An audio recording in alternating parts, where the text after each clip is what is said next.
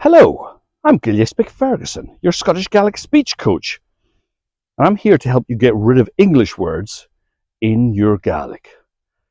This is one that I hear all the time. Seo.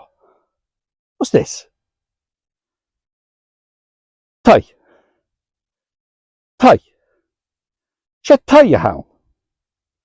What do I hear all the time instead? TAIGH. TAIGH. No.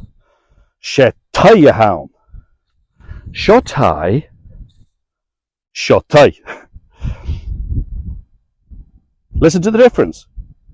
TAIGH, the English word, has an English T. This Gaelic word has a dental T. T. And it's short, with a little kind of breathy kick at the end. TAIGH. TAIGH. Subscribe to my channel to learn more about making your Gaelic authentic and getting rid of English words like tie.